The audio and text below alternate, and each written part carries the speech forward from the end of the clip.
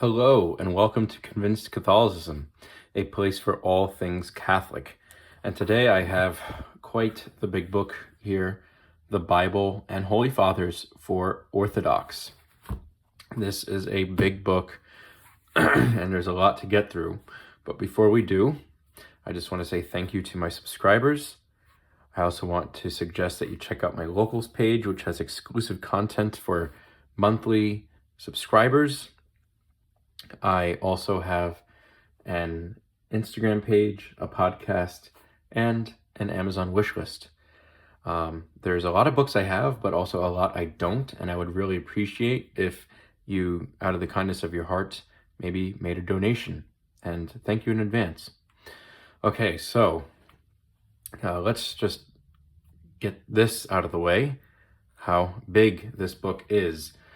This book is as big as it is amazing. It is 9.5 inches tall, 6.25 inches wide, and then pretty much 2.5 inches thick. So don't imagine that you're going to be bringing this to church or to Bible study unless if you really like lugging this around. I don't know what the weight is, but it's probably about 3 pounds. So keep that in mind. This is very much for personal devotion for study. And this is the key part, Holy Fathers. Catholics and Orthodox like to throw around Holy Fathers this, Holy Fathers that, yet I don't know if many of us have actually read the Holy Fathers, the Church Fathers, that is. Catholics are really just familiar with a few, and they like to throw in St. Thomas Aquinas in there, even though technically he's not one. That's okay. He's still a great theologian. But this goes through a lot of them. Okay.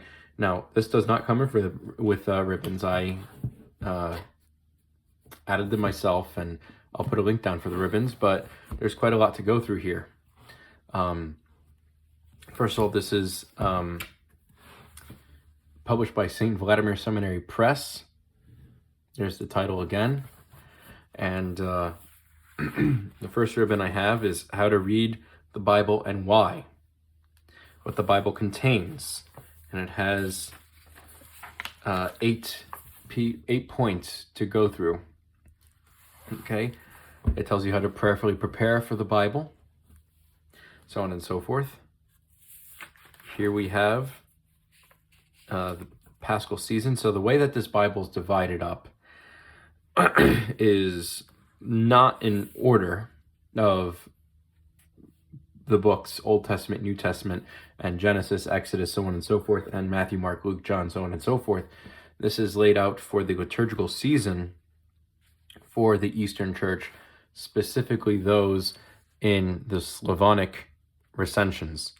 So a Byzantine Catholic, a Ukrainian Catholic can use this. Orthodox in the Greek Church, the Antiochian Church, Catholics in the Melkite Church can use this. They just need to check a few footnotes.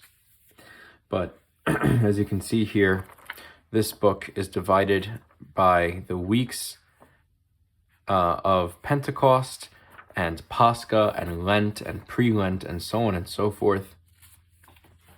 That's a pre-Lenten feast. Lent right there. And it also has an appendix for different feast days. And we have several indexes. Index of Church Fathers. We have a concordance. We have subjects index. So if you wanted to check something on, say, martyrdom, they better have a section on martyrdom. LM.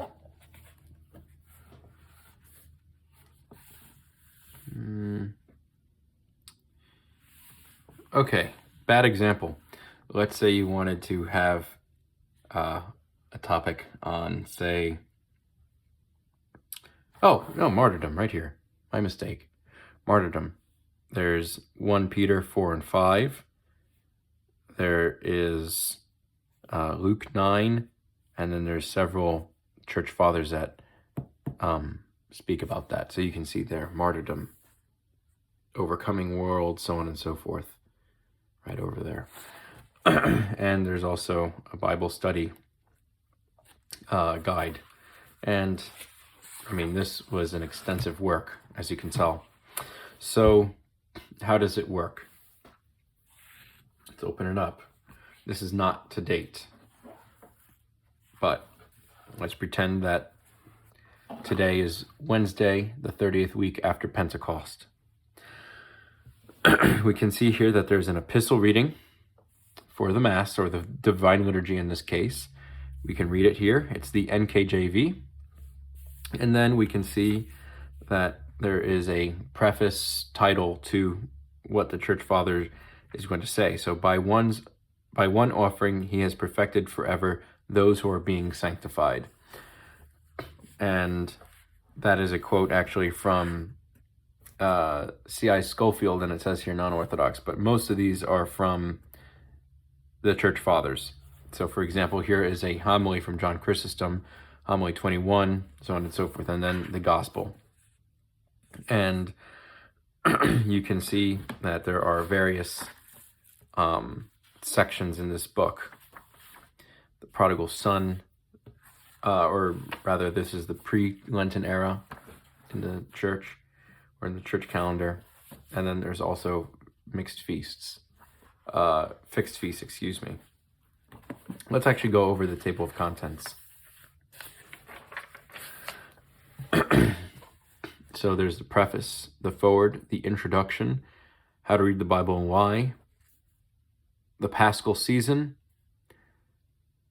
which includes the Pascha readings, Pentecost to Pentecost, Sundays, 37 weeks after Pentecost, the Publican and Pharisee, the Lenten Triodion. Then there's appendices for Matins, which is morning prayer, major feasts, and other feast days.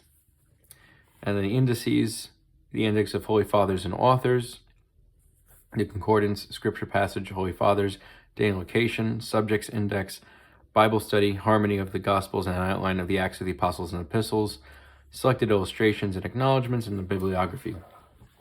So this is a YouTube channel titled Convinced Catholicism. So why would I recommend this book? Well, if you are Byzantine Catholic, I recommend this book very highly, especially if you're Ruthenian or Ukrainian. You can go through this and really not miss a beat. Even though they're on a different calendar than the Roman Catholic Church, that doesn't apply due to the fact that it says 13th week after Pentecost. Whenever Pentecost happens, 13 weeks after that, this will be the reading. And not to mention, with the fixed feasts, look what happens here. Look.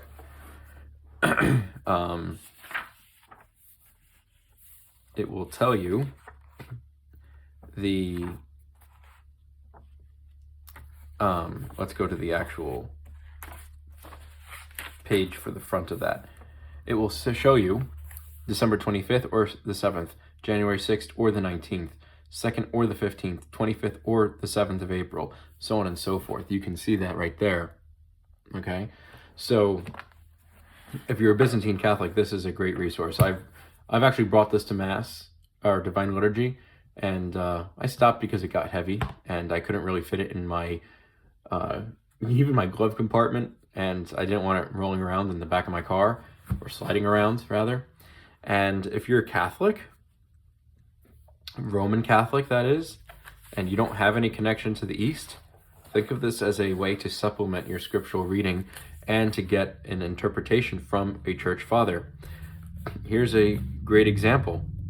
Here is the gospel, very short, Matthew 7, verse 21 through 23. That's for the second week after Pentecost on Wednesday. And here's this nice little passage from Saint Cyprian of Carthage. How many of you know about Saint Cyprian of Carthage? I personally don't. Maybe you do. I personally don't. But Saint Basil the Great, or Saint Basil the Great. There's so many church fathers passages in here that you will get very familiar with the tradition of our church and the theology, because after all, the Orthodox Church really does not have that much different in its tradition besides maybe the lack or the omission of the filioque, or from their perspective, our addition of the filioque,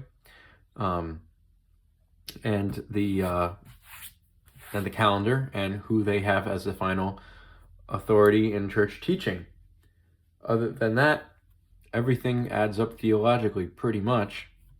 I mean, technically speaking, if you check the catechism, Orthodox are allowed to receive Eucharist at a Catholic church. I mean, they won't, and I don't advise that they do if their bishop tells them not to, but we are closer than you may think.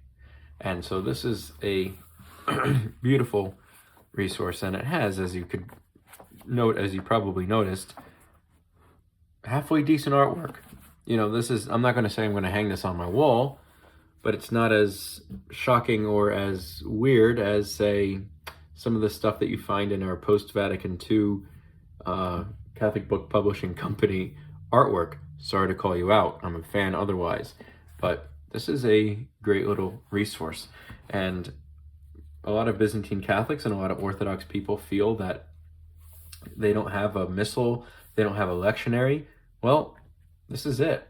It's maybe a little bit more chunky, but you know, if you need to follow along with the readings when you get home after Divine Liturgy or after Mass, then I think that this is a worthwhile investment. It's available on Amazon. My link is going to be in the description.